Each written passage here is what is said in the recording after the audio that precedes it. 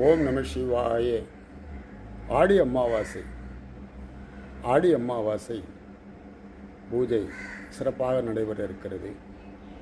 இந்த ஆடி அமாவாசை அன்னதானம் திலகோமம் பூஜையில் நாம் கலந்து கொண்டால் நமது முன்னோர்களுடைய சாபங்கள் நீங்கி அனைத்து செல்வங்களும் கிடைத்து சிறப்புடன் வாழலாம். முன்னோர்களுடைய தோஷம் நிவர்த்தி ஆகவே இந்த ஆடி அமாவாசை பூஜையாகப்பட்டதை நமது முன்னோர்கள் செய்து வருகிறார்கள். வருகின்ற ஆகஸ்ட் மாதம் 12ஆம் தேதி ஆடி 27 புதன்கிழமை வர இருக்கின்றது. நமது மடத்தில் சுமார் 17 வருடமாக சிறப்பான திலகோமம் அன்னதானம் செய்து வருகின்றோம். சென்ற வருடம் செய்ததைப் போல் இந்த வருடமும் செய்ய இருக்கின்றோம். அதாவது நம்ம மடத்தில் கோதண்டராமர் கோவிலில் தனுசுக்கொடியிலெல்லாம் தண்ணியே இருக்காது. தண்ணிலாம் ராலியோடு கொண்டு நிப்பாட்டிடுவோம். சிறப்பான அன்னதானம் நடைபெறும்.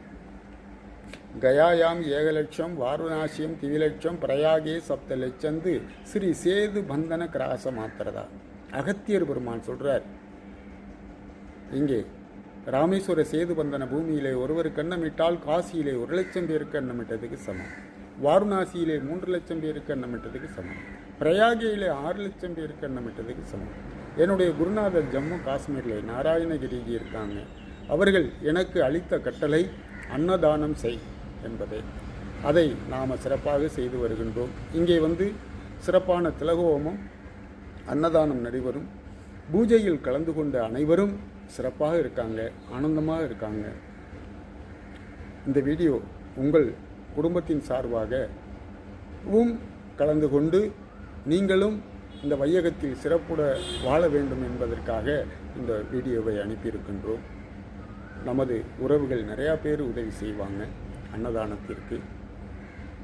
முன்னோர்களுடைய ஆன்மா சாந்தி அடைந்தால்தான் நம்ம குடும்பத்தில் நடக்கக்கூடிய நல்ல விஷயங்கள் நடக்கும்.